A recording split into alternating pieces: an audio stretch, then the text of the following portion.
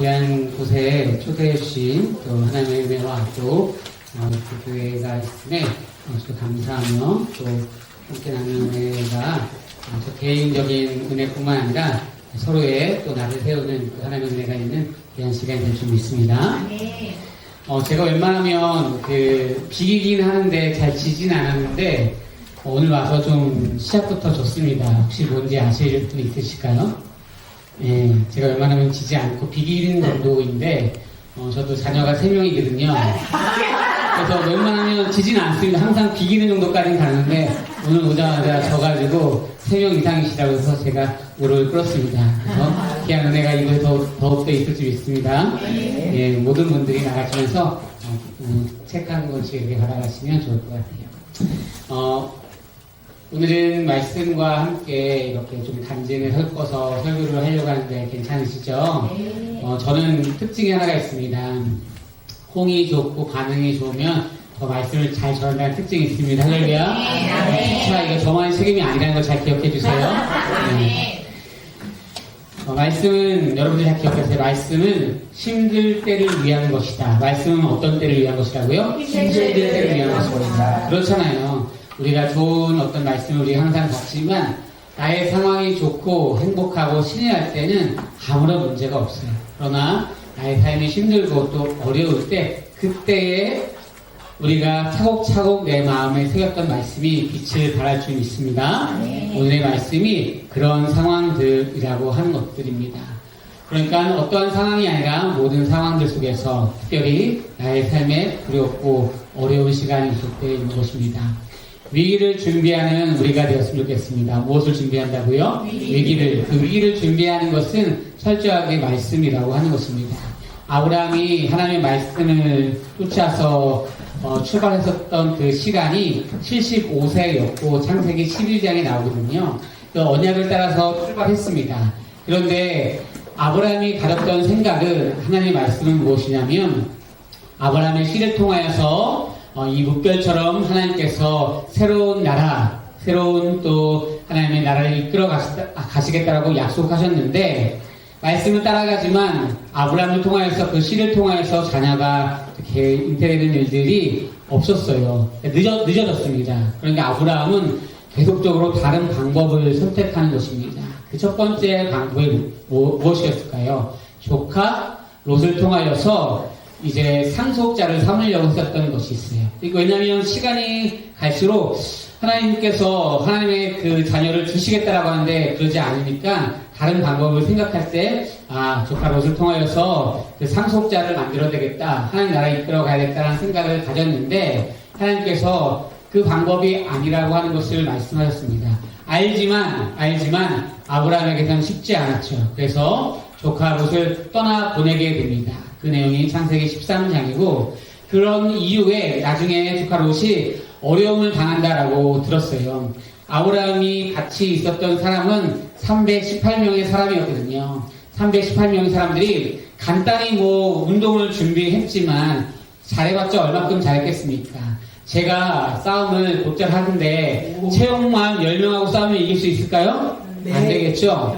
한 명도 안 되겠죠? 네, 그렇잖아요. 오늘 아브라함이 318명의 사람으로 그보다 10배, 20배 많은 사람들과 전쟁을 하게 되는데 그 이유는 조카 롯을 찾아오기 위함이었거든요. 그런데 조카 롯을 찾아왔을 때 전쟁에서 이긴 것이 자신의 능력으로 된 것이 아니란 걸 알았어요. 그러면 당시에는 전쟁에서 이기게 되면은 전리품이란 걸 가지고 오는 거예요. 그렇죠? 전리품이란 걸 가져오는 것인데 가져오지 않습니다. 그런 이유가 아마도 한 2가지가 있을 것 같아요. 하나는 이것이 하나님의 영광을 가릴 것 같아가지고 실오라기 하나도 가져오지 않겠다라고 하는 내용들이 14장 끝에 나옵니다. 그리고 또 하나는 이것이 자신의 힘으로 뭔가를 한 것 같은 강대국에게 뭔가를 받아서 한 것 같은 그러한 세력의 힘이 있을 것 같다라는 생각을 또 가질 수 있으니까 그러지 않겠다라고 하는 것입니다. 그것이 14장 끝에까지의 내용입니다. 그리고 오늘 15장 1절이 처음 시작할 때 이후에 라고 시작하잖아요. 그렇죠? 이후에 아브라함에게 환상 가운데 하나님께서 말씀을 주셨던 내용이 오늘의 말씀이다. 이렇게 이렇게 머릿속으로 이해하시면 됩니다. 네. 그리고 조금 주무시고 있으면 제가 중간에 또 깨우겠습니다. 할렐루야. 네. 그러지 않을 거라 믿습니다.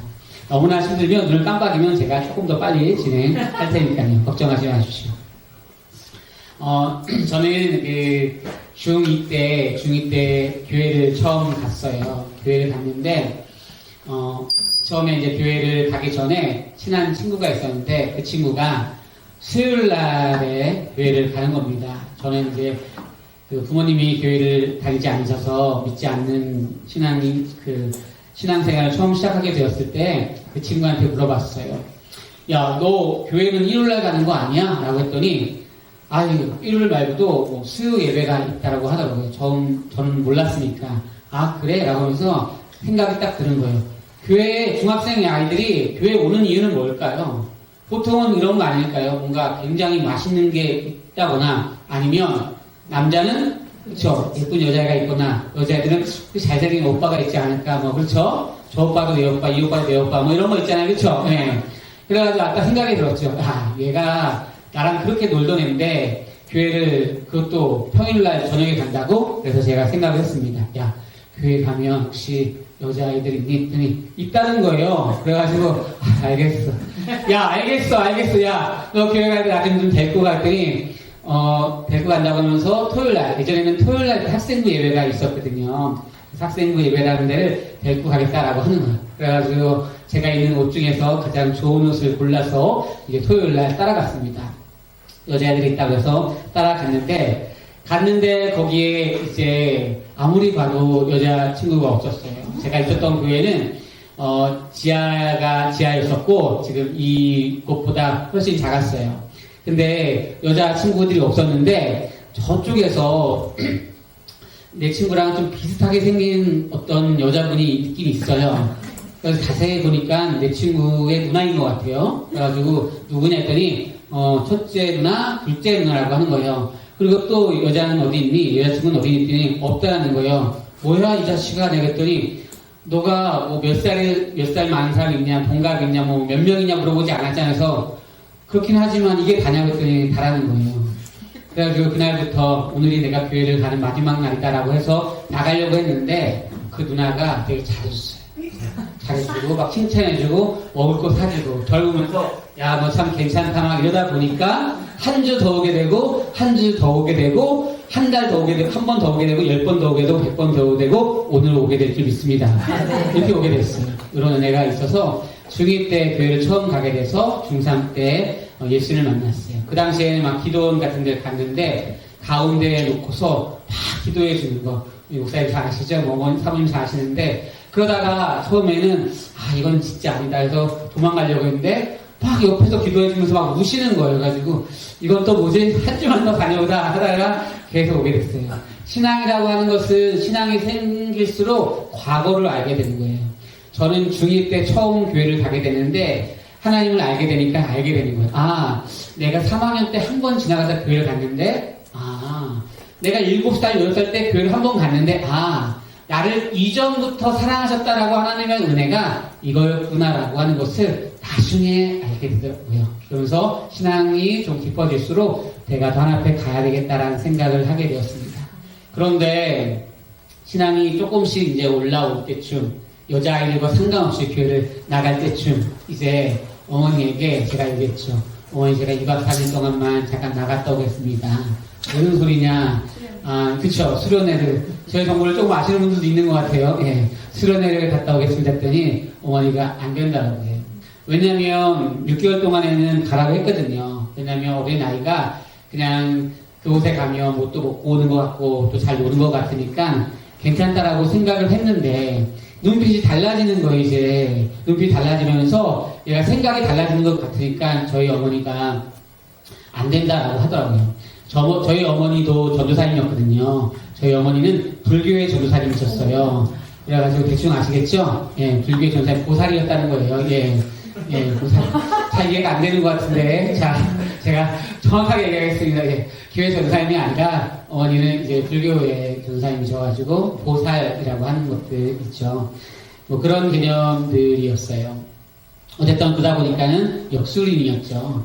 어머니는 뭐 돈을 벌기 위한 것들은 아니고 당시에는 어머니가 17살에 결혼하셨거든요. 그리고 동생 3명과 이제 우리로 대한 당시에 이제 얼굴도 모르는 이제 아빠를 만나서 결혼하다 보니까 동생을 키워준다는 조건으로 이제 어머니, 할머니, 할아버지가 일찍 돌아가셔가지고 이제 사실은 그런 표현을 쓰면 안 됐지만 약간 팔려가는 느낌처럼 가게 되었죠.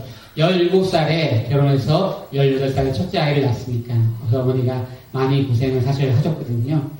그런데 이제 어머니가 이제 그런 것들 때문에 본인이 몸도 아프고 자녀들 위해서 신을 좀 믿어야 된다는 생각을 가졌던 것 같아요.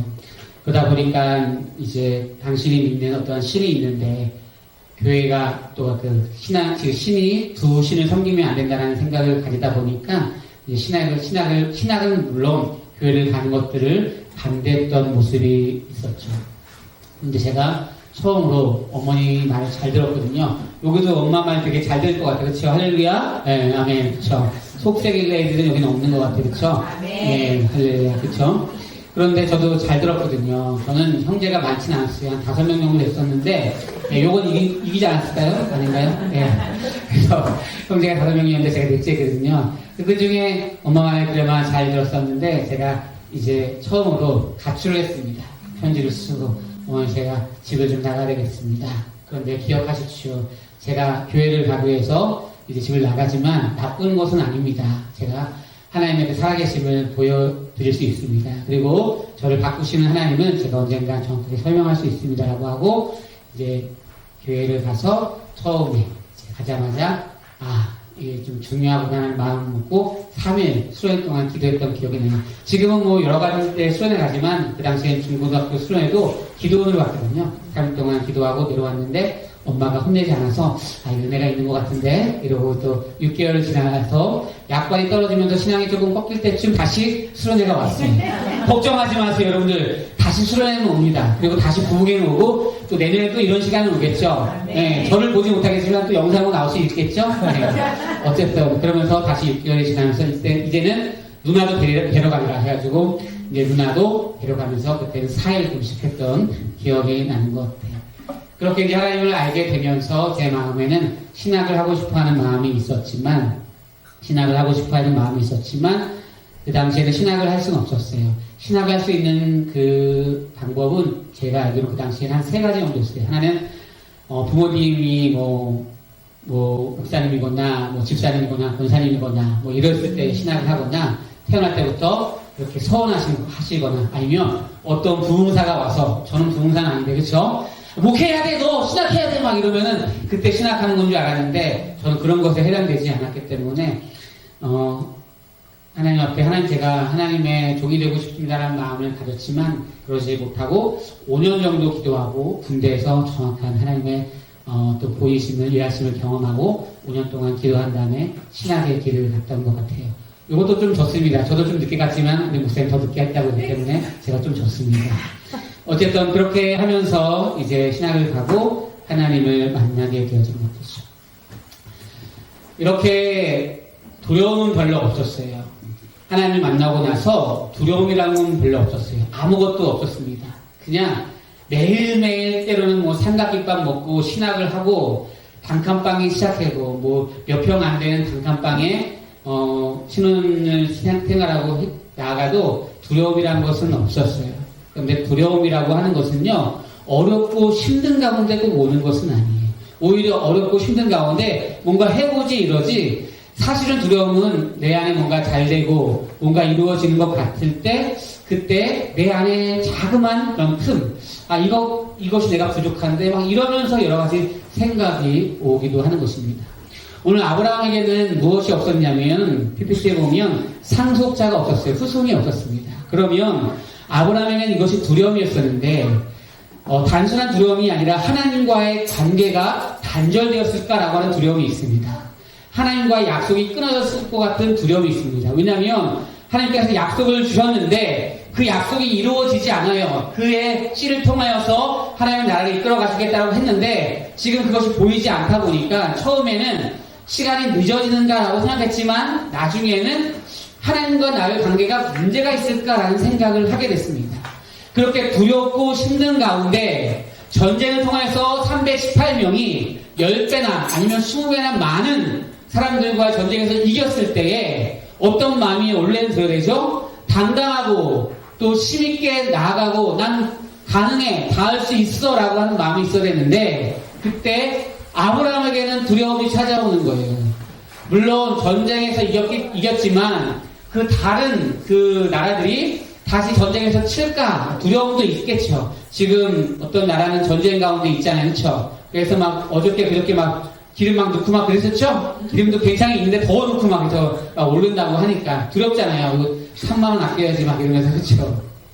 그래서 뭐 전쟁 가운데 있을 때 그 나라들이 쳐들어올까봐 두려움도 있지만 해석이 중요한 것처럼 성경에 아브라함을 신앙이 없는 사람으로 내려앉힐 수 있지만 제가 볼 때는요 아브라함이 저보다는 신앙이 있는 것 같아요. 저보다는 신앙이 있다고 한다면 단순히 그 정도의 두려움이 아니라 하나님의 약속을 이루어 가는 것은 맞고 하나님께서 나한테 약속을 준 것은 맞는데 나와 하나님과의 관계에서 뭔가 막혔을까? 그분과 나의 문제가 있을까? 그런 관계의 단절에 대한 두려움이 있어요. 그럼 우리는 항상 이런 생각을 합니다. 내가 뭔가를 열심히 하게 되면 보상이 따라오잖아요. 여러분들 보상이 따라오잖아요. 혹시나 오늘 뭐 며칠을 오늘부터 해서 뭐 며칠 동안 예배를 잘 드리면 뭐 너가 원하는 것을 사주겠다라고 뭐 부모님이 이렇게 얘기하는지 모르겠어요. 그런 것들을 뭐 보상이라고 하는 거죠. 오늘 말씀해 보면 15장의 말씀이 방패요 그리고 상급이다라고 하는 것인데 이 방패라고 하는 것은 현재의 위험에서 지금 보호해 주는 거예요. 지금 보호해 주는 거예요. 지금 보호해 주는 겁니다. 지금 현재적인 것입니다. 그리고 상급이라고 하는 것은 미래에 대한 것을 보호해 주는 거예요. 미래에 대한 것을 보호해 주는 거예요. 이 미래에 대한 것을 보호해 주는 것은 철저히 뭐에 있는 거죠? 빨간 글씨로 행위에 있는 거죠. 그렇죠? 아, 너의 보상을 해줄게 라고 하는 것은 내가 한 어떠한 행동에 대한 보상이잖아요. 그렇죠? 그러니까 오늘 읽었던 15장 1절 다시 한번 읽어보겠습니다. 같이 15장 1절 읽겠습니다. 시작. 이후에 여호와의 말씀이 한사람에게 아브라함에게 임하여 가시되 아브라함아 두려워하지 말라. 나는 내 방패요 너의 지극히 큰 상급이다. 아멘. 여기까지 제가 말씀을 빨리 했지만 뭐 이해 가시죠? 조금은 이제 여기서부터 약간 천천히 하겠습니다. 그러니까 내가 너의 방패야, 상급이야 라고 할 때 방패는 아니 지금 칼이 오고 그쵸, 화살이 오면 지금 막아야 되잖아요. 그렇죠? 현재적인 도움을 얘기하는 것이고 이제 내가 너의 보상이야 라고 할 때는 내가 어떤 행위를 한 것에 대한 보상이라고 해서 현재와 미래에 대한 것을 다 책임져 주시겠다라고 하는데 지금 아브라함은 두려움 가운데 있는 거예요. 그 두려움은 아주 신앙의 좋은 말로 얘기한다면 하나님의 영광을 위해서 나아가는 내 모습 가운데 시간이 이렇게 지체되니까 이게 하나님께 문제가 있지는 않는 것 같은데 그럼 나한테 문제인가? 하나님과 나와의 관계가 끊어져 있는가? 뭔가 그렇지 않다면 나의 방식으로 이 영광을 내가 이루어 되겠구나. 하나님 영광을 제가 올려드리겠습니다 라고 하는 거예요. 가끔 이런 경우가 있잖아요. 막 오늘도 찬양했는데 모든 상황 속에서 하는데 기타 줄이 하나 딱 끊어져요. 그러면은 주를 찬양하겠는데 또 두 개가 딱 끊어져요. 그러면 그때부터 화가 나는 거예요. 막 내 영혼이 확정이 되도 안 되도 기분이 확 상하는 거예요. 오늘 갑자기 왜 찬양 인도가 안 되지? 근데 막 뭔가 불이 꺼지고 그리고 앰프가 안 와서 피아노 반주까지 딱 안 돼요. 그러면 그날부터 기분이 그러는 거예요. 하나님 제가 주님 앞에 영광을 올리려고 하는 건데 왜 안 되죠? 라고 하는 것이죠. 그러니까 우리는 내가 무엇인가를 해서 주님 앞에 영광을 올리고 싶은데 하나님 제가 하는 게 선한 것이잖아요. 그렇잖아요. 오늘 예배 가운데 선한 거잖아요. 그렇죠? 제가 오늘 예배를 잘 인도했다? 뭐 말씀 전했다 했는데 돌아가는데 여러분들이 표정도 별로 안 좋고 어두우면 제가 차를 운전하면서 저기다가 한번 박을까? 그냥 내가 오늘 2시간 동안 가지 말고 그냥 커피 마시고 그냥 집에 좀 늦게 들어갈까? 하면서 괴로울 거 아니에요. 그렇죠? 역시 나는 소질이 없어. 그냥 간증만 해야 돼. 말씀 나한테 어울리지 않아. 막 이러면서 그럴 거 아니에요. 그렇죠? 그런 게 아니에요. 그렇죠? 단 한 명이라도 하나님의 은혜가 있으면 몇 명의 은혜 받든 상관없이 아니 뭐 은혜가 있던 어떤 하나님께서 나에게 주어진 가운데 나를 부르셨다면 내가 그 시간에 충실을 하면 되는데 우리는 인간이라 그게 안 됩니다. 그렇죠? 내가 70을 했으면 적어도 40 정도는 돌아와야 되는데 그래서 우리는 서운하잖아요. 내가 너한테 그렇게 했는데 너 도대체 뭐 하는 거야? 이러잖아요. 그래서 우리는 12월만 되면 힘들어요. 반이 바뀌어서 이 아이들을 또 감당해야 되는데 또 목사님이 저 아이를 내년에 또 맡으라고 그러는 거예요. 내가 1년 동안 기다리고 내년에는 반이 바뀌겠지 했는데 또 목사님이 집사님이 1학년 더 올라가서 쟤를 또 맡아주세요. 목사님 저 올해까지 교사가 끝인 줄 알았는데요. 라고 하면서 다른 거 하면 안 될까요? 이러면서 눈빛으로는 저보다 교회 옮길 수도 있습니다. 막 이러는 거. 여기는 그럴 수 없잖아요. 그렇죠? 그렇지 않지만 가끔씩 그럴 때가 있어요. 내가 뭔가 열심히 하는데 내가 한 것만큼 뭔가가 돌아오지 않을 때 어려운 거. 잘 기억하세요. 우리도 20년 전에 그 누군가가 우리를 그렇게 주일학교에서 키우면서 내가 이 아이를 내년에 또 받지 않으리라라는 고민을 가졌지만 우리가 이렇게 됐다는 거. 할렐루야. 그래서 우리 목사님이나 전사님의 어떠한 메시지나 또 선택들을 여러분들 기억하시고 좋은 의미로 나가길 소망합니다. 오늘도 이렇게 하면서 동분서주하면서 막 여러 가지를 하는 모습들을 여러분들의 모습을 보면서 참 귀하고 감사한 거예요. 제가 자주 하는 말 중에 하나가 뭐냐면 목회자는 이렇게 얘기하면 안 되지만 목회자는 하나님께 실망하는 일들은 사실 적어요. 성도님들이 흔들리지 아니한다면 목회자는 별로 흔들리지 않습니다. 왜냐하면 하나님께서는 우리에게 훈련을 허락하시고 때로 인내를 허락하신다라고 하는 것을 알기 때문에 기다리지만 성도님들이 흔들리면은 그때부터 목회자도 물론 우리 목사님들은 안 그러지만 저도 약간 그렇게 해서 그때부터 시선이 흔들려요. 어떻게 되지? 저분이 조금 막 힘들어하고 어려운데 그럼 이렇게 되나 저렇게 되나 고민할 때가 많아요. 그래서 더욱더 큰 도전으로 또 믿음으로 목회자의 마음을 또 교회에 하나님께 주신 은혜를 시험케 하는 우리 모두가 되길 소망합니다. 아멘. 아멘. 네. 인격적으로 예수를 만나고 저도 나아가지만 오늘 아브라함도 뭔가를 할 때 두려움이 찾아오는 것처럼 저에게도 때로는 두려움이 찾아올 때가 많죠. 저는 많은 것들이 있었지만 어려움을 경험하고 나서 새롭게 주시는 은혜를 경험할 때가 있었어요. 그것은 이제 제가 전사 때 결혼하고 나서 첫째 아이를 유산하면서 저의 생각이 많이 바뀌었어요. 당시에는 이제 신대원을 준비하면서 이제 공부를 열심히 나름 했어요. 저는 공부를 잘하는 사람은 아니거든요. 근데 열심히 했던 사람이에요. 아마 공부를 열심히 했다는 걸 한다면 여러분들 중에서 가장 열심히 했던 분들만큼 전 했었을 거예요. 그래서 심지어는 고등학교 때 공부를 열심히 하니까 내 친구들이 저한테 그렇게 얘기하더라고요. 너 서울에 있는 한 스카이 정도는 갈 수 있을 것 같아 라고 처음에 얘기하더라고요.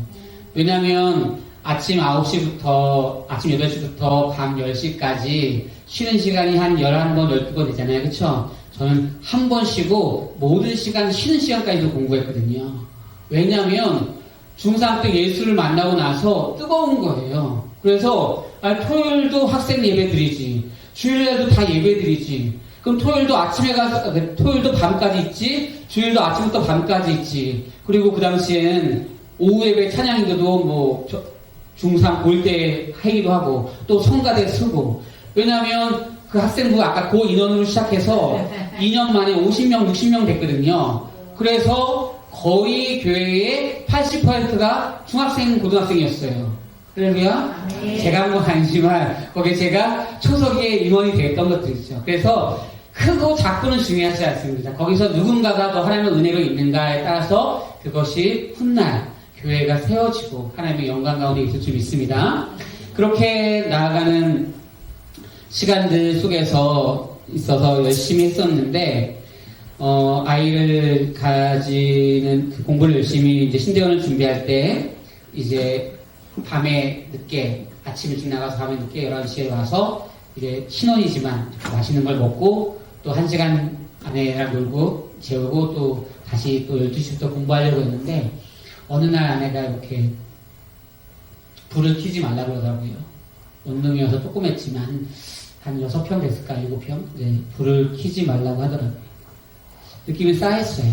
그랬더니 아침에 일어나더니 아내가 병원을 같이 갔으면 좋겠다라고 하더라고요. 그래서 병원을 갔는데 아이가 이제 한 3개월 정도 지났는데 멈췄습니다라고 하더라고요. 그러면 눈물이 나잖아요. 그래서 많이 울었어요. 그런데 의사 선생님이 그러더라고요. 왜 이렇게 많이 우세요? 라고 하더라고요. 저는 그게 좀 놀랐어요. 제가 여태까지 의사 생활을 오래 했는데 이렇게 많이 우는 남자는 처음 봐요. 그러더라고요. 제가 왜 놀랐냐면 저분들은 익숙해졌는가? 라는 생각이 하더라고요. 나에게는 처음 있는 일인데 물론 태어나진 않고 뱃속에 있던 아이지만 이게 왜 많이 울면 안 되는가라고 생각을 했는데 이상하다고 생각하시더라고요. 그래서 그때부터 제가 생각을 했어요. 하나님, 제가 목회를 하는 가운데 성도의 아픔이 나에게 들어오지 아니한다면 그거는 제가 목회를 그만둬야 될 상황으로 제가 여기겠습니다라는 생각을 했던 것 같아요. 사실 최근에도 저도 부족한 것들이 많아서 저도 부족한 것이 많아서 지금도 기도하고 있고 지금도 저의 때로는 선택 그런 상황들이 너무나 부족하다라고 해서 마음이 아픈 것들이 있어요. 그것은 결국에는 제가 성숙하지 못한 저의 모습 때문이기도 하고 또 제가 그러지 못해서 성도를 힘들게 할 때 제가 많이 그럴 때가 많이 있어요. 어쨌든 그런 것을 경험하고 나서 내가 좀 더 한 영혼에 대한 마음을 품어야 되겠다는 생각을 하게 됐던 것 같아요. 그래서 한 걸음 한 걸음 선택하는 그 길들은 항상 그런 방향으로 가야지라는 생각을 하게 되었습니다. 그런데 항상 그런 가운데 어려운 것이 있었어요. 무엇이 있었냐면 저는 믿지 않는 가정이 있다 보니까 믿는 가정에서 뭔가를 하고 싶어하는 마음들이 생겼어요. 근데 부흥사 목사님이 오시면 이렇게 얘기하더라고요. 제가 예수를 믿고 나서 아무도 믿지 않는 가정 가운데 어머님이 집사님이 되셨습니다. 이렇게 얘기하고 아버님이 예수를 믿었습니다. 라고 얘기하더라고요. 그럼 저는 항상 그 당시에 부흥회를 많이 쫓아다녔는데 10년 부흥회. 근데 저는 생각했어요. 나도 예수를 믿은 지 15년이 지났는데 어렵네. 안 되네. 예수를 믿은 지 20년이 지났는데 안 되네. 라고 했어요. 그래서 어머니에게 얘기했죠. 엄마 나 교회 가는데 엄마가 나 좀 같이 갔으면 좋겠어. 라고 얘기하니까 어머니가 신학교 가는 걸 반대했지만 너가 전도사님이 되면 내가 교회를 갈게 라고 얘기하더라고요. 그래서 제가 일부러 그런 거 하지만 전도사님이 신학교 1학년 때부터 했어요. 저는요. 일부러 그런 건 아닌데 어머니가 빨리 왔으면 좋겠다는 생각도 있었나 봐요. 그래서 엄마 나 이제 전도사님 됐어. 그랬더니 너가 결혼하면 가겠다고 해서 결혼을 빨리 했어요. 그래서 신학교 졸업하자마자 결혼했어요. 그래서 엄마 나 결혼했어. 그랬더니 그럼 너가 이제 목사 안수를 받으면 내가 갈게 그러는 거예요. 그래서 그때 좀 화를 냈어요. 도대체 언제 오냐고 그랬더니 목사 안수를 받으면 온다는 거예요. 그래서 목사 안수를 딱 받고 얘기했어요. 엄마 나 목사 안수 받았어. 이제 교회 와야 됐더니 또 이런 핑계 저런 핑계 대면서 안 되는 거예요. 그래서 예수 믿은 지 한 22년, 23년, 24년 넘어가면서 제 마음에는 이거는 안 되는 거야 보다라는 생각이 사실 들어오더라고요. 그래서 열심히 이제 저도 이제 경기도에서 교육자 생활을 하면서 그 교회에서는 좀 큰 교회였거든요. 그곳에서 내가 열심히 하지만 저희 집은 강원도 원주였는데 어머니께 가서 전도하는 것은 쉽지 않잖아요. 저도 이제 40이 넘어갔으니까. 그래서 열심히 그냥 사역만 하고 있는데 어느 날 어머니가 전화 와서 이러더라고요. 자꾸 개척교회 목사님 사모님이 와서 전도를 한다. 그래서 제가 이제는 고만하라라고 얘기했다. 내가 고만하라고 얘기했다. 그래서 엄마 왜 그랬어 했더니 아니 우리 아들도 목회자인데 자꾸 와서 전도할 필요가 뭐가 있냐라고 했다는 거예요. 그래서 제가 그 목사님 사모님한테 전화해서 얘기했죠. 포기하지 마시고 계속 전도해 달라고. 저도 가서 하고 싶은데 가족은 그게 잘 안 된다고 얘기했더니 아시겠다라고 해서 그 목사님 사모님이 평일에는 일하고 또 주일에는 이제 목회를 하셔서 한 10명 이하의 목회를 하셨어요. 그래서 우리 어머니에게 가서 전도를 평일날 했죠. 아이, 아드님이 목사님이니까 더 전도해야 되겠습니다. 해가지고 3년을 했어요. 근데 우리 어머니가 끄떡도 안 해요. 그쵸?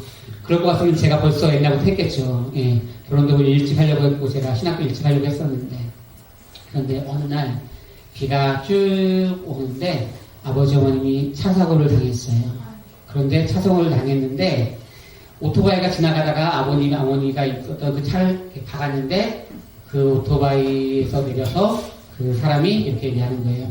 차가 움직여서 오토바이를 박았다라고 얘기를 하니까 어머니 아버지는 이제 연로하셔서 뭐 어떻게 CCTV도 없고 그 차가 그런 차도 아니었고 그러니까는 옹팡 뒤집어 시음을 받을 수밖에 없었는데 마침 거짓말 같지만 마침 거기를 지나가셨던 분이 그 개척교회 목사님 사모님이셨어요. 그래서 그분들이 딱 이렇게 얘기하는 거죠. 무슨 말이냐, 이 차는 정차돼 있었고 오토바이가 지나가다가 박았는데 무슨 말이냐 라고 얘기해 주셨고, 어머니 아버님이 거기서 위기를 모면하셔서 저한테 전화 왔어요. 아들아, 이런 일이 있었는데 참 고마운 분이다 라고 했죠. 그래서 제가 한마디 했죠. 엄마, 그렇게 좋은 일을 많이 하려고 했는데 그 목사님 사모님 있는 교회 한 번 안 가면 사람도 아니다. 진짜 그러면 사람도 아니다.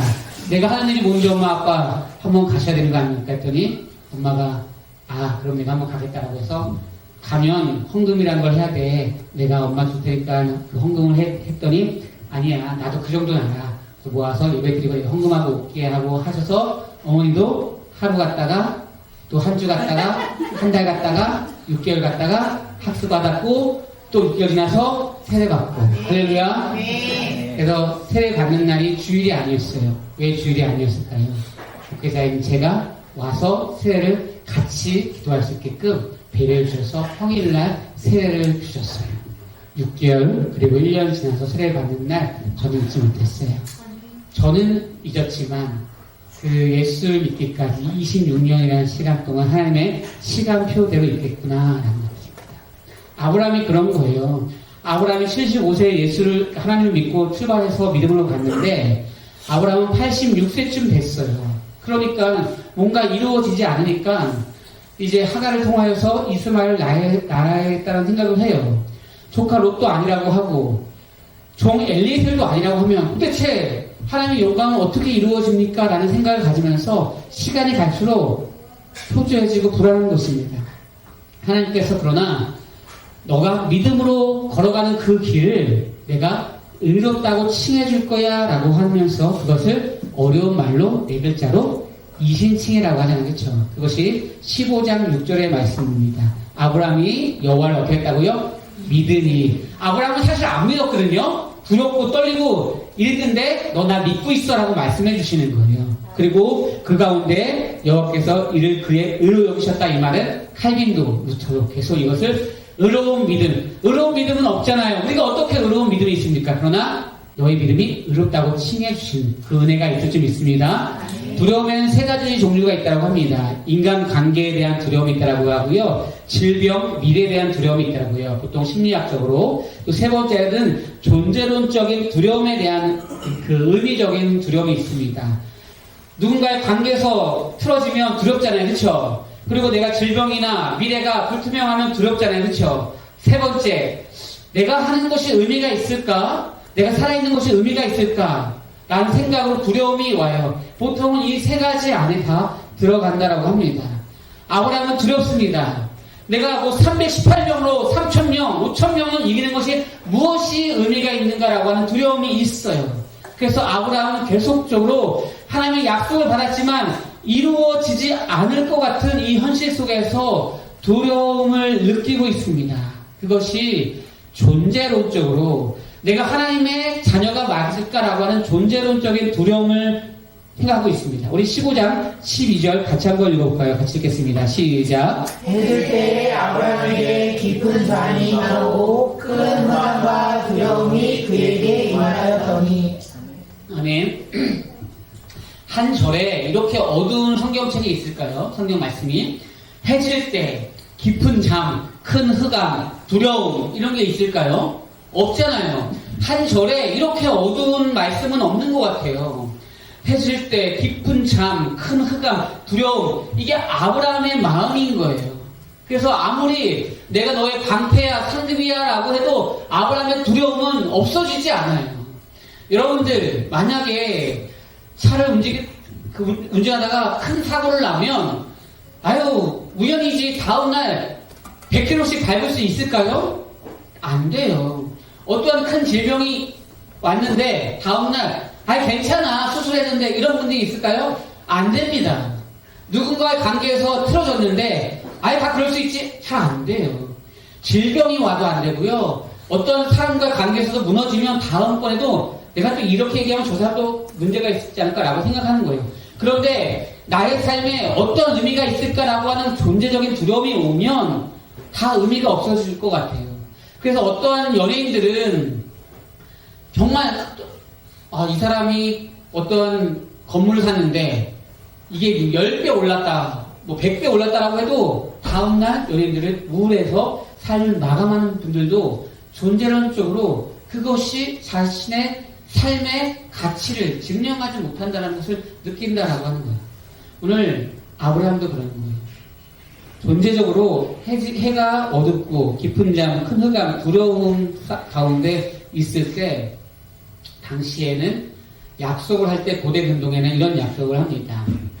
어떤 약속을 하냐면 고기가 있으면 그쵸 동물을 반 잘라요. 반을 자르고 거기에 이제 같이 언약을 하는 약속을 하는 사람이 둘이 이렇게 지나가는 것입니다. 지나가는 이유가 무엇이냐면 이 약속을 지키지 아니하면 이렇게 다 둘 중에 한 명은 죽을 거야 라는 그 의미로 자른다라고 하는 의미로 둘이 지나가요. 그러면 약속한 사람이 신과 인간, 하나님과 우리가 같이 지나가야 되는데 15장 17절의 말씀 보면 해가 져서 어두울 때 연기나는 화로가 보이며 타는 무엇이요? 횃불이 쪼갠 고기 사이로 지나간다라고 하는 이 횃불이라고 하는 것은 보통 하나님의 임재를 상징합니다. 구약에서 이런 표현들을 제가 인용을 잘 안 하지만 이것은 거의 분명해서요. 하나님의 임재를 상징하는 횃불이 이렇게 지나가요. 원래는 둘이 지나가야 되잖아요. 둘이 약속했으니까. 그런데 홀로 주님께서 지나가는 거예요. 홀로 이루시는 둘의 언약인 거예요. 그렇잖아요. 어린 아이가 있어요. 너 3살쯤 되면 너 진짜 말 잘 들어야 돼. 너 안 들으면 내가 지금까지 1살, 2살 동안, 3살 동안 해왔던 너 1,700만 원 다 갚아야 돼. 이렇게 약속을 했다고 칩시다. 그러면 내가 3살 되면 잘 할까요? 그 3살은 좀 빨랐어. 내가 이건 아니지. 아니야, 그래. 너 6살 정도 되자. 6살 되면 알아듣지? 약속해? 라고 해서 엄마 오기 전에 약속해? 해서 아빠랑 약속해요. 너 내 말 안 들으면서 약속을 했습니다. 그럼 6살 되면 걔가 잘 할까요?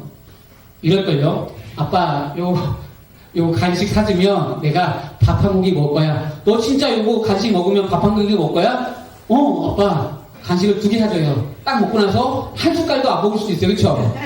그러면 어떻게 되는 거예요? 때려서 혼내야 되잖아요. 그쵸? 근데 어쩔 수가 없어요. 그쵸? 또 속아 넘어가는 거예요. 다음번 내가 너 밥 안 먹으면 간식 안 줄 거야 하면서 하도 우니까 또 한 번 주고 이렇게 하잖아요. 그쵸? 약속은 둘이 한 것 같지만 사실 다 아버지가 이끌고 스승이 이끄는 것처럼 하나님과 우리 약속 다 마찬가지예요. 결국에 홀로 하시는 것인데 이것이 둘의 언약 약속이라고 하는 거예요. 그래서 우리가 여기 이 자리에 앉아있는 것이죠. 우리는 수도 없이 배반하잖아요. 오늘 이렇게 우리가 이제 고난주간을 맞이하여서 하나님 앞에 또 다짐하고 하나님 제가 다시 열심히 하고 주님 앞에 믿음으로 나아갑니다. 가룟유다가 베드로가 했었던 그 모습이 저의 모습입니다라고 얘기하지만 우리는 또 집에 돌아가면서 누군가가 나를 화나게 하면 또 화나게 하면서 싸우잖아요. 당신은 예배 드리고 와서 뭐 하는 것이야? 당신은 안 드렸어? 네. 나 내일 교회 안 갈 거야? 가지 마, 네. 집사 집도 내놔, 당신도 그러면서, 그쵸? 그러면서, 이건 아닌 것 같은데, 목사님이 또 연락 와서, 이거 오늘 오시면 저녁 같이 먹시죠? 이것도 아닌 것 같은데, 우리 아내가 얘기했나? 그러면서 이렇게. 여기는 없는 걸 알겠어요. 아까도 목사님과 얘기하면서, 저는 정말 복 받았습니다. 이렇게 얘기하더라고요. 왜 했더니, 제가 부족하고 어렵지만 우리 성도님들이 그렇게 목회자들을 정말 귀한 목회자로 만들려고 노력한다고 하는데 이런 얘기를 들으면서 저런 얘기를 할렐루야 아멘 저런 얘기를 우리 성도님들이 들으면 안 되는데 라고 생각했어요. 저도 그렇게 앞으로 교회에서 얘기할 겁니다. 저도 더 성숙해져야겠다는 생각을 합니다. 저는 그게 잘 안 되는 부분도 저에게 많았는데 저도 많이 성숙해져야겠죠. 홀로 둘의 언약 약속을 인도하시는 하나님의 은혜가 우리 삶 가운데 있을 줄 믿습니다. 두려움이 찾아와요. 그러나 하나님의 은혜는 우리가 알 수 없는 시간에 찾아오는데 사실 성경의 모든 말씀을 한 줄로 요약하면 이거 아닙니까? 내가 너와 함께 한다는 거죠. 임마누엘 하나님 내가 너와 함께 한다. 태초에 내가 너와 함께 했고 내가 예수 그리스도가 오시기 전부터 이미 오셨기에 내가 너와 함께하고 그 시간을 뚫고 2000년 전에 오셨고 또 성령님께서도 우리 가운데 있다. 그리고 부르짖어다 세상 끝날까지 내가 너와 함께한다. 이 한마디면 되지만 우리는 끝없이 두렵고 어려움이 우리에게 찾아올 것이죠. 그런데 중요한 것이 있습니다. 사람들은 이 두려움을 어떻게 이길까라고 해서 심리학적으로 공부하고 이 두려움을 어떻게 이길까 때로는 약물도 먹습니다. 필요합니다. 공부도 해야 되고 약물도 먹어야 되는 것이 필요합니다. 근데 성경은 이 두려움에 다른 이름이 있어요. 이 두려움의 다른 이름이 무엇이냐면 그것이 바로 경외라고 하는 것입니다. 두려움의 다른 이름이 경외입니다. 심리학에서는 두려움을 없애라, 차단해라 라고 얘기하지만 성경은 두려움과 같은 단어가 경외라고 하는 것입니다. 그러니까 여호와를 경외하는 것이 지식, 지혜의 근본이라고 말씀하시고 이것이 세상의 두려움과 하나님 앞에서의 경외가 같은 단어이면서 이것을 때로는 연결해서 사용하고 있다는 것입니다. 뒤에 PPT를 그렇죠. 예, 뒤에 PPT를 보면 세상에서의 두려움과 하나님 앞의 경외가 같은 표현의 같은 단어인 거예요. 위험 앞에서 우리는 그 두려움이 오면 어떻게 해요? 공포가 오잖아요. 그렇죠? 그런데 우리는 하나님 앞에서 하나님의 존재가 두렵지만 그 앞에 쓰면서 그 두려움의 존재가 어떻게 바뀔 수 있다고요? 경외의 대상으로 바뀔 수 있다는 거예요. 그러니까 우리는 두려움에 대해서 뭔가를 없애기 위해서 찾는 개념이 아니라 이 두려움이라고 하는 이 땅에서 하나님보다 더 두려운 존재가 어디 있습니까? 그렇죠? 이 땅에서 하나님보다 더 두려운 존재가 어디 있습니까? 그런데 그 두려운 존재가 그 신이 그 하나님이 우리 안에 들어오는 순간 두려움이 아니라 경외라고 하는 대상으로 바뀔 수 있기에 오늘 우리는 내가 주님을 경외합니다. 내가 주를 경외함으로 오늘 갑자기 목소리가 안 나오는데 네. 원래 잘하는데 다음번에는 잘할 수 있습니다. 다시 만날지 모르겠지만 내가 주를 경외함으로 그렇죠. 이게 내가 주를 두려워함으로 똑같은 거예요. 근데 세상에서는 어떻게 두려운 것을 없앨까라고 노력하지만 성경에서는 두려운 것을 없애는 것이 아니라 그 두려움을 주시는 이 땅에서 가장 두려움을 줄 수 있는 존재가 누구야? 그 사람을 보면서 그 신을 보면서 그 예수 그리스도를 보면서 그 대상을 향한 경외심에 대한 것에 대한 인식을 새롭게 하는 것입니다. 그러면 두려웠던 존재가 나의 경외함으로 내가 그를 경외함으로 나갈 수 있다라고 하는 것이죠. 그러니까 하나님을 모르는 분들은 두려운 존재예요. 내가 하나님을 아는 순간 우리는 두려움의 존재가 아니라 경외의 존재죠. 물론 우리는 이제 이걸 너무나 잘 알기 때문에 이제 약습니다. 잘못해도 얘는 하나님 내가 잘못했습니다. 다시는 내가 이런 모습으로 나가지 않겠습니다라고 하지만 우리는 이미 신학적으로 다 알기 때문에 우리 하나님 또 용서해 주던데 지난번에도 용서해 줬더니 이거 또 용서해 줄 거란 말이야. 마치 우리 아이들이 엄마 이 정도는 용서해 주던데 우리 아빠 엄마 이 정도는 용서해 주는 것 같아. 괜찮아. 둘째한테 얘기하지. 괜찮아. 이 정도는 괜찮아. 다 용서해 줘. 엄마 아빠 그렇게 못된 사람 아니야. 나가지. 잘못 걸리면 큰일 나는 거 모르고 그렇죠? 우리 하나님께서 우리를 사랑하여서 그렇게 기회를 주시고 또 품어주시지만 그러나 우리 마음 가운데 하나님을 온전히 사랑하려고 하는 마음이 아니라 이용하려고 하고 그리고 내가 그걸 사용하려고 한다면 하나님 언젠가 가장 큰 형벌을 우리에게 주십니다. 그게 가장 큰 형벌은 무엇이냐면 이제 내가 너를 유기하겠다. 내가 너와 이제 상관이 없이 유기하겠다. 천국은 갈지 모르겠지만 구원을 받을지 모르겠지만 그냥 껍데기처럼 너가 살아가는데 내가 그냥 두겠다. 이것이 로마서 1장의 말씀이죠. 이것이 가장 큰 형벌이라고 하는 것이죠. 그래서 이게 두려운 거예요.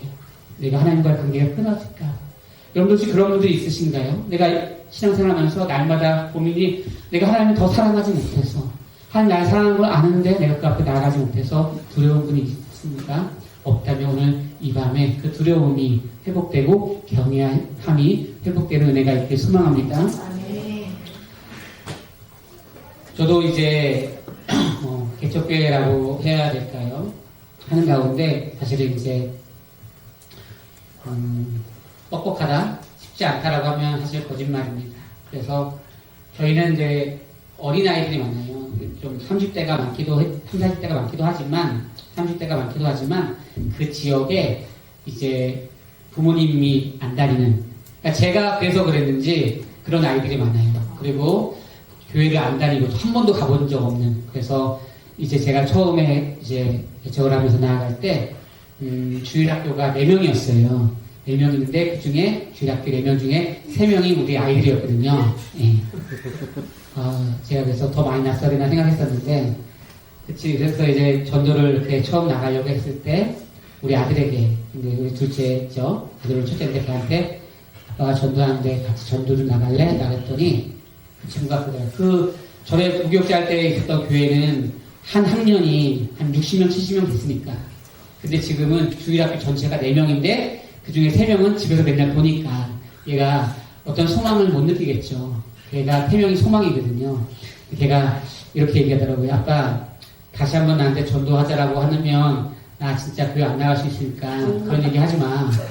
나 마음이 힘들어. 이렇게 얘기하는 얘기를 비슷하게 했어요. 예. 우리 아들한테 얘기하시면 안 됩니다. 그래서 알았다라고 얘기하고 내가 이제 전도를 이렇게 하는데 잘 안 되죠. 그래서 하다가 좀 잘 안 됐어. 그래서 내가 놀이터로 가야 되겠다라고 해서 먹을 걸 챙기고 놀이터를 딱 갔는데 아직까지는 놀이터 가면 먹을 거 많이 가져가면 순수합니다. 막 2학년, 3학년 애들이 막 와서 먹을 거를 가져가더라고요. 코스코에서 막 좋은 거 사가지고 이제 줬거든요.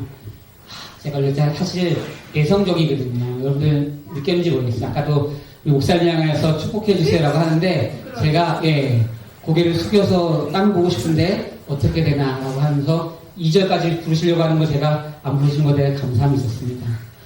그래서 제가 부끄러움이 있는데 과자를 많이 가져가니까 전도가 좀 됐어요. 근데 어느 날 전도를 딱 하면서 나에게 교회 다니니? 라고 물어봤더니 3학년인데 물어보더라고 저한테. 교회가 뭐예요? 라고 그러더라고요. 교회를 3학년인데 그걸 들어보지 못했어? 네. 하나님, 예수님, 십자가 이런 거 들어보지 못했어? 네. 그러더라고요. 그래도 도시거든요. 제가 있는 곳이. 도시인데 지금 여기 동네랑 비슷해요. 교회를 한 번도 못 봤다? 신기하다. 교회라는 말을 못 들어봤다? 내가 어디에 교회 목사인데 라고 얘기했더니 제가 거기 바로 앞에 태권도장을 다녀요 라고 얘기하더라고요. 거기 옆에가 교회야? 아 그래요? 라고 하면서 너 몇 학년이 몇 학년 몇 반입니다 라고 얘기하더라고요. 3학년 1반? 우리 아들이 3학년 1반인데 누구 아니? 그랬더니 제 친구예요 그러더라고요. 됐다. 이제 하나님의 역사가 이루어졌다고 생각했어요. 그래가지고 이제 성도님들하고 얘기했죠. 토요일날 딱 성도님들한테 연락을 했어요. 내일 드디어 6개월 만에 한 명의 전도된 아이가 올 겁니다. 6개월 만에. 그런데 6개월 동안 전도했으니까 거의 느끼고 이런 느낌이었어요. 예, 목사님이 알겠어요. 예, 목사님 알겠어요. 6개월 동안 전도했는데 한 명도 안 왔으니까. 근데 아닙니다. 이번엔 진짜 어머니다라고 했는데 다음날 아침이 돼서 저의 마음이 오겠다, 안 오겠다 라는 마음이 아니라 100% 흔들리지 않았어요. 반드시 온다. 눈빛에 그 살아있는 눈빛이 있었어요. 그래서 6개월 동안 안 왔지만 그가 온다는 생각이 있는데 딱 시간이 됐는데 그 친구가 다 왔어요. 혼자 오지 않고 동생을 딱 데리고 왔어요. 걔도 저처럼 좀 어색했나 봐요. 딱 데리고 와가지고 이제 그 친구가 교회 다니게 되면서 우리 아이한테 얘기했죠. 야, 제 전도를 네가 한 거야. 아니 아빠가 한 거야. 아니야 네가 했어. 달란트 네 거야. 진짜 내 거야? 너 거야. 이걸로 달란트 해서 먹어. 그랬죠. 그랬더니 걔가 이제 학교 가서 야 얘도 나오는데 너 교회 한번 나와보지 않을래? 그 다음 주에서 얘도 나오는데 너도 한번 나오지 않을래? 그 다음 주가 있어 얘도 나오는데 너도 한번 나오지 않을래? 그러면서 전학을 간 지 얼마 안 됐는데 갑자기 반장이 됐다는 거예요. 너가 뭘 했는데 반장이 됐어? 몰라. 그냥 애들이 막 반장을 찍었다는 거예요. 그래서 주일학교가 2자리 숫자가 되어서 막 이렇게 짧은 시간 했던 것들입니다. 저는 놀랍지만 여러분들 안 놀라웠죠? 놀라운 거 뭐냐면 전도가 했다는 것이 놀라운 게 아니라 나의 마음에 하나님께서 분명히 이 시간을 축복해준다는 확신이 들어와서 이것이 흔들리는 마음이 요동하지 않았어요. 요동하지 않았습니다. 세상의 두려움과 경외함들은 이런 것들입니다. 말씀의 PPT를 보면 우리의 존재를 흔드시는 주님께서 임재하셔요. 하나님이 강림하셔요. 임재하십니다. 그런 이유가 무엇이라고 하죠? 너희로 경외하게 하려 하십니다. 하나님이 신이 우리 마음에 들어오는 것을 우리는 두렵게 하기 위해서이 아니라 하나님을 경외하기 위해서 우리 신이 우리에게 들어오셨어요. 이것은 실제적인 오심인데 이 실제적인 오심은 나를 인도하신다는 것까지는 확신이 있는 거예요. 나는 내가 목회자니까 전도해야지 이게 아니라 어렵고 힘든데 그럼 내가 즐겁게 전도하는 건 뭘까? 할 수 있는 만큼 해보자라고 하는 가운데 우연찮게 만났지만 그 대화 속에서 이거 하나님께서 기뻐하시는 거구나. 이거 하나님께서 확신을 주는 거구나. 라고 하면서 그 시간부터는 올지 안 올지에 대한 것은 중요하지 않았어요. 하나님께서 이 시간을 기뻐한다는 것만 중요했어요. 혹여나 제가 반드시 온다라고 얘기하고 안 왔다고 해도 성도들 향해서 온다고 했는데 안 왔네요. 라고 저는 하지 않을 자신 있었어요. 안 왔어도 반드시 다음 주에 올 겁니다. 그리고 그 마음 가운데 하나님의 그 심령이 들어갔습니다라는 저는 확신이 있었어요. 처음 예수를 믿고 처음 신앙을 했었던 것들처럼 지금 제가 당당하진 않습니다. 때로는 흔들리고 어렵습니다. 그리고 지금도 여기서는 뭔가 되는 것 같지만 또 차를 타고 집에 가면서 이제도 살아있지 않잖아 너. 지금도 맨날 흔들리고 두렵잖아. 라고 저는 또 가면서 얘기할지 모르겠지만 그러나 다시 생각할 겁니다. 이 중에 단 한 번이라도 마음에 결단을 하는 모습을 보면서 나도 다시 시작하자. 26년에 하나님께서 우리 어머니를 믿게 하시고 그로부터 6개월 후에 우리 아버님을 평상 중에 세를 받게 하셨던 그 은혜가 오늘 가운데 있다. 나의 생각보다 더 크신 하나님 찬양하며 같이 기도했으면 좋겠습니다.